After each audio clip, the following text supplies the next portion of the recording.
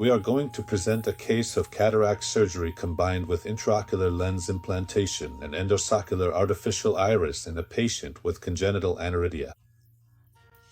This patient has congenital aniridia without the presence of keratopathy and had developed a cataract at around 55 years of age.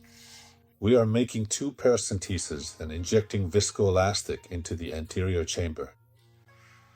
Next, we are going to make a 2.2 mm incision at the 12 o'clock position.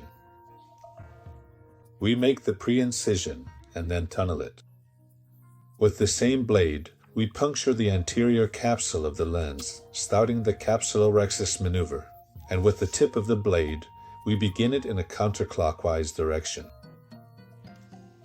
We take the capsulorhexis forceps and begin the continuous circular tear, aiming for it to be larger than 6 mm, maintaining a margin of about 1.5 to 2 mm up to the equator of the lens. This chamber tends to collapse somewhat, so during the maneuvers, we need to be careful to avoid the viscoelastic leaking out and not to press too hard with the incision forceps so the capsule doesn't empty. At this point, we complete the capsulorhexis and remove it. We will now proceed with the hydrodissection. It's easy to visualize the equator of the lens, through which we are going to inject the balanced saline solution, and we will also proceed to delineate the nucleus, the lens. Once we have separated the area of the nucleus from the cortex, we proceed with conventional phacoemulsification. Here we are using the Alcon Centurion phacoemulsification system. We aspirate the prenuclear masses and then we are going to create a groove. Here we are using low intraocular pressure values, around 30 mm of mercury, controlled with the active Sentry system. We deepen the groove, especially in the central part, and then, with the help of a chopper, we are going to split the nucleus into 2 fragments. We divide the lens into 2 heminuclei. We proceed to rotate it 90 degrees and we are going to impale the lower heminucleus.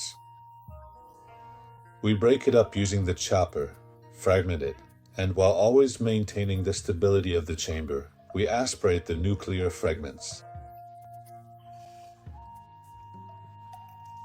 It is important during surgery to avoid very high vacuum settings to prevent collapse. We fragment the upper heminucleus as well and also aspirate it with the tip of the phacoemulsifier.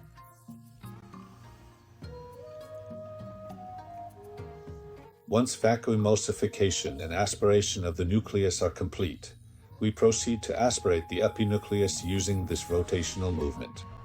It is easily aspirated. The chamber maintains good stability throughout all maneuvers thanks to the intraocular pressure control system provided by the Centurion system, equipped with the AC active Sentry control. Once the remnants of the epinucleus have been aspirated, we proceed to aspirate the cortical material from the fornices using the bimanual irrigation and aspiration technique, which allows us to reach all 360 degrees of the capsular bag perfectly. We completely remove all the material and then polish the anterior capsule to leave it free of epithelial cells.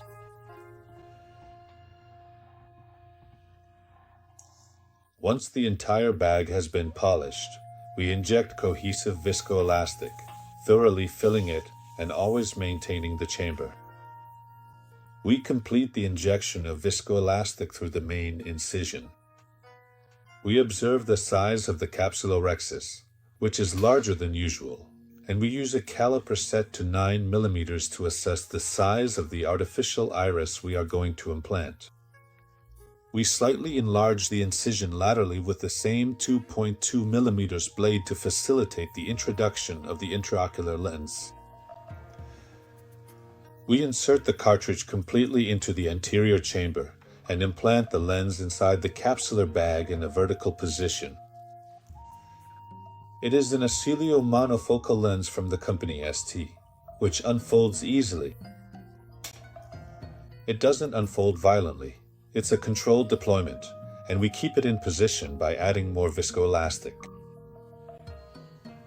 Next, we take a standard artificial iris from Morker in brown color. The patient also had a completely atrophic iris in the other eye, so we decided to keep a dark tone. We center it on a punch base, and using a 9mm trephine, we proceed to trephinate it.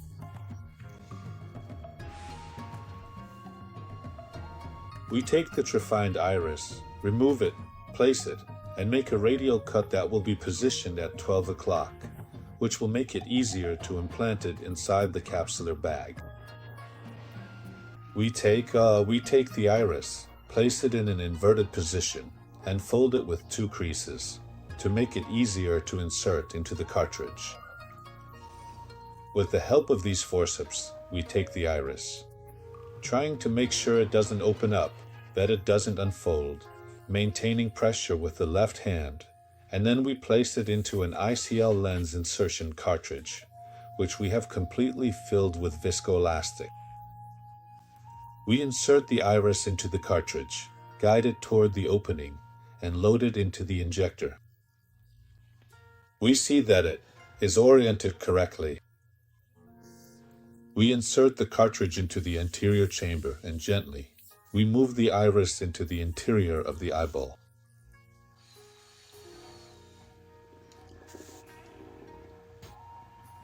We try to guide the iris along the plane of the lens so as not to drag it, and once inside, it unfolds easily. We withdraw, making sure it doesn't get pinched by the tip of the injector and that it unfolds in the correct position. The radial cut makes the maneuvers easier, since it allows one end to overlap the other and facilitates the implantation inside the sac. We position the lower area inside the capsular sac. Then we also position the temporal area inside the capsular sac. And then we also check that the nasal area is tucked inside the capsulorhexis. We place the iris over the haptic of the lens and observe, under high magnification, how the edge of the capsulorhexis is perfectly defined inside, but above the synthetic implant of the artificial iris. We place a cross stitch at the main incision, and then use bimanual irrigation/aspiration cannulas to wash out all the remaining viscoelastic in front of the lens and the artificial iris. And to ensure a watertight seal, in this case, since the chamber tended to collapse, we place 2 more sutures at the paracentesis and check the chamber's tightness and the presence of the artificial iris with the radial cut, which is practically imperceptible.